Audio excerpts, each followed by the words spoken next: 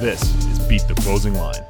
Hey everyone, welcome back to Beat the Closing Line. I am your host, Nicole Russo, alongside only one resident NFL analyst for TheLines.com, Eli Hershkovich today.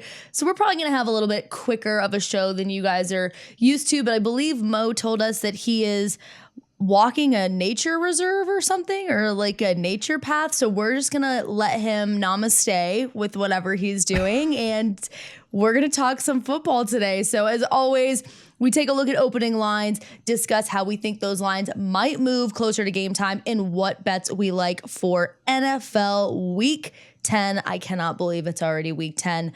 But before we dive into the discussion, make sure, as always, to give this video a thumbs up, like, and subscribe to our YouTube channel. And if you are listening to us as a podcast, then make sure to subscribe to the Beat the Closing Lines pod. And on Apple Podcasts, leave us a 5-star review for your chance to win a $25 Amazon gift card. The guys are currently 21-14-1 with their against the spread picks on the podcast so far. Eli, tell us how Week 9 went for you.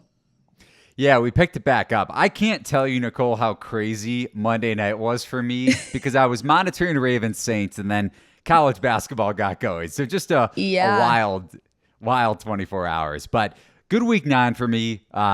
Texans second half did not hit, so I didn't start off super hot. But Jags +2 came through, Lions +4, and then the Commanders +3.5. I'm telling you, Washington is giving me good vibes of late. I mean, I am shocked. I looked at today's notes that the Commanders did not make the list. Are they on a bye? No, they're playing on Monday night, but we are not. It's a great point. I feel like it was a little hateful, a little bit of a hateful comment there, but we'll move past that. Yes, they did not make the list, Nicole. I apologize. No, I was very excited for you while I was watching that game. I was very proud of us.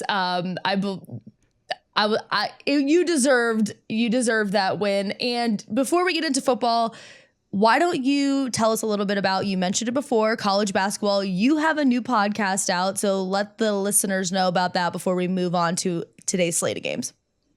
Yeah, so Scott Phillips and I, Scott, covered college basketball over at NBC Sports for over a decade, and now we're doing a college basketball betting podcast together. You can check it out. It's all on the Lines podcast feed, so just subscribe where you get this podcast. Like Nicole mentioned earlier, leave a 5-star review, and you'll be able to give it a listen. It's all futures, our national title picks, looking down and up the national title odds board and looking at a conference futures bet too. So a lot of fun. Went 1-1 on Monday night, a big time sweat in the Discord channel to wrap up the night that we cashed in the final 20 or 30 seconds of that game. So pretty grateful late Monday night for me.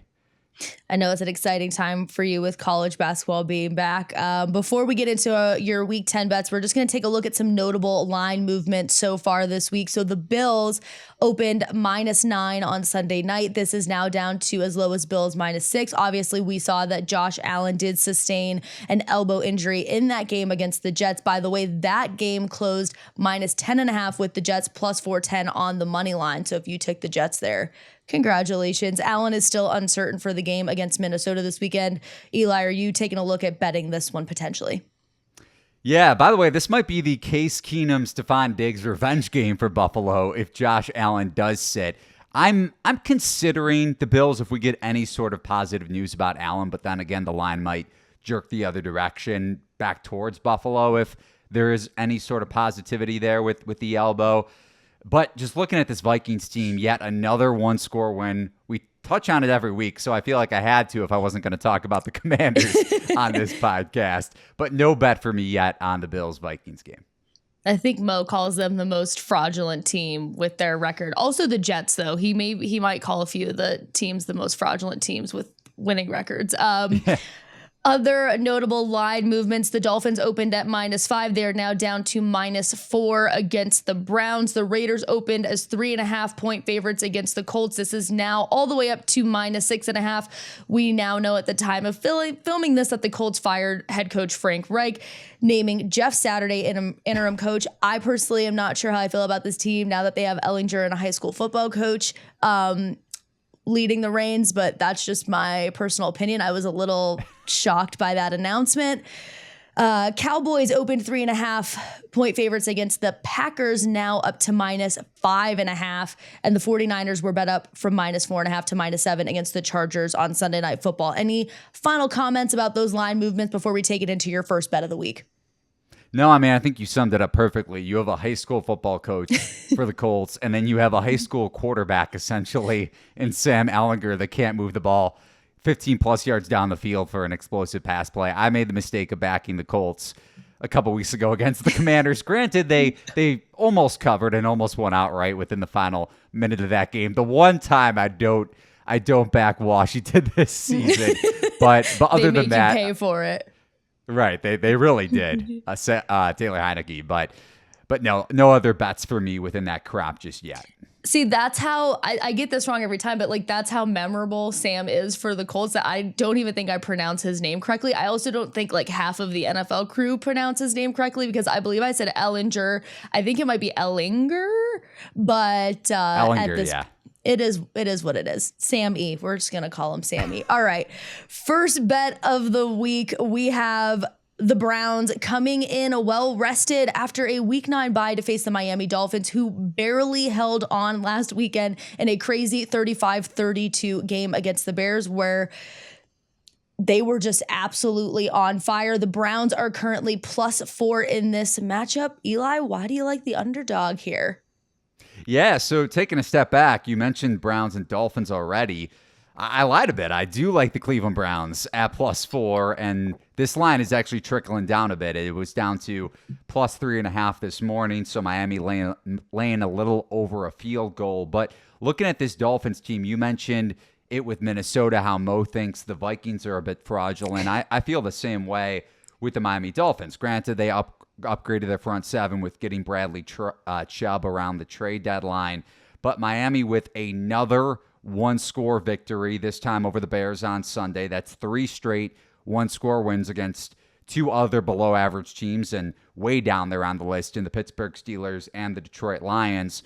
And while they outgained all 3 of those opponents in yards per play, this defense is still a major issue, giving up the 9th highest yards per play, 9th most yards per play across the NFL. So I think they're a little bit overvalued in the betting market. And you mentioned it with Cleveland coming off the bye week. This is still a Dolphins team that is very banged up in the secondary with Brandon Jones, their safety, and Byron Jones, one of their other starting cornerbacks. He's also going to be out for this game. And Miami, I mentioned how they're giving up a lot of yards per play through the air, and just overall, they're also allowing the 4th highest drop back expected points added. So how efficient quarterbacks are in terms of making explosive and efficient plays.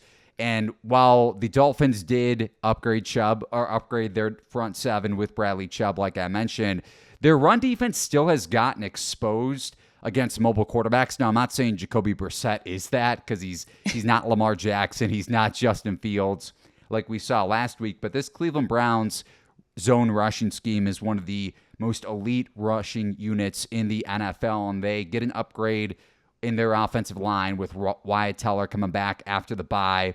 Nick Chubb, Kareem Hunt, well-rested. I think Cleveland has success on the ground. I think Jacoby Brissett is able to set up this run game through the air against a very exploitable Dolphins pass defense. You're also getting David Njoku back, their tight end, expected to come back. And he also helps within their run blocking scheme and also is another target for Brissett through the air. And this Browns pass defense, don't look now, but they're coming around a little bit of late. They're getting Denzel Ward back after the bye week 2. Should be getting back one of their other starting linebackers that's big in pass coverage, especially against opposing running backs. And this is a Miami team that runs the 8th highest passing percentage across the NFL. So Mike McDaniel wants to throw it a lot with Tua. I think the Browns off the bye, healthy secondary, healthy defense, should be pretty much a healthy defense overall. Also should be able to get pressure with either Clowney or Garrett. I like the Browns to keep this thing within a field goal and potentially win outright.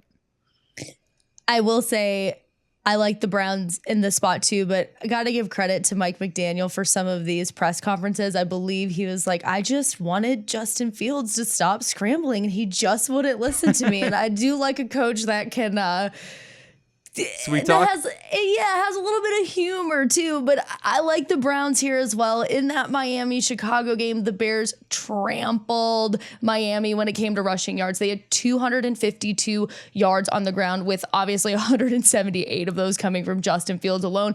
But Cleveland averages over 160 rushing yards per game, so I think that's going to be an issue here for Miami again as well.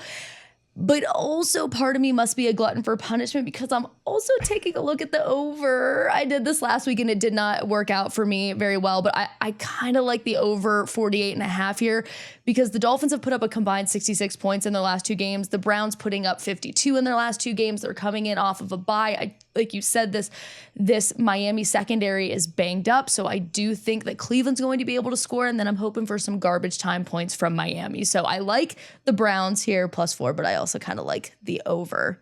Any thoughts? You want to talk me off of it? I thought you were going to go with the Jacoby Brissett rushing yards over prop, whatever it opens up at, considering what Fields did last week. This is a Brissett revenge game, but I agree. If I was to bet either side of the total, I would go over. A little inflated, maybe at 48.5, but still probably the way to look if Cleveland's able to have success on the ground, and they should have success through the air too, like I mentioned. Ooh, look at us agreeing. Kumbaya. Maybe it's because Mo's not here. Maybe, we're getting along a little bit better. All right, next game. That's what I was going to say. It's Mo's fault. Next game, final game of the slate. Told you guys it's going to be a little bit shorter of a show today.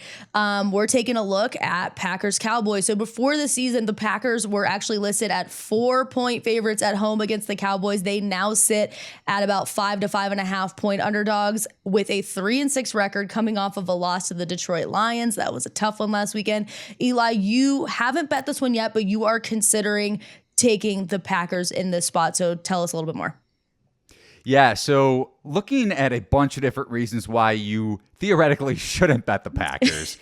Aaron Rodgers ranks 22nd in the NFL in dropback expected points added, so dropback EPA, plus completion percentage over expected, CPOE. So how efficient is the quarterback? Not looking at the defenses that he's faced, just how efficient is the quarterback in terms of his completion percentage, and it's adjusted with a bunch of different other factors that go into whether a pass should or shouldn't be completed. And the only quarterbacks that are behind him in that metric are Kenny Pickett, starting quarterbacks, that is this season, Kenny Pickett, Kyler Murray, Matthew Stafford, Russell Wilson, Mac Jones. I threw Trubisky in, even though he isn't a starting quarterback anymore, just to take a shot at your Pittsburgh Steelers. Yeah, sorry about that. Zach Wilson, Ed Davis Mills. And the Cowboys have a top 10 defense pretty much in every single metric this season. They also have a top 10 rushing offense. And this is a bottom 5 Packers rushing defense in terms of EPA against the run and success rate against the run as well. But with all that being said, I still think this is a buy low spot here with the Packers. Keep in mind, going back to the game last week against the Lions, the Packers still outgained the Lions in yards per play. Just a couple of first half turnovers that really killed them. I can't believe how just lethargic that pass was from Rodgers to Bakhtiari on that 4th and goal where he just tossed it up there and the rookie defensive end made the interception for the Lions. Just not used to seeing that from Aaron Rodgers, not used to seeing these poor stats, but just a big-time buy low spot here, potentially for Green Bay. Haven't pulled the trigger yet. Season's on the line. Everything's on the line for the Packers in a must-win spot. So with that in mind, might have to consider the Packers at 5 or 5.5 or see if this gets up to 6. Yeah, for me, there's just the Packers had so many injuries in that last game, so it's just a pass for me here because you have outside linebacker Rashawn Gary has the torn ACL, cornerback Eric Stokes sustained knee and ankle injuries, Aaron Jones had ankle injuries. Now LaFleur said Jones might play, but he's still not sure. So I do know that this is a must-win spot for the Packers. I'm just not sure they're healthy enough for me to get there, but I do see where you're coming from. Any final thoughts here before we wrap up today's show?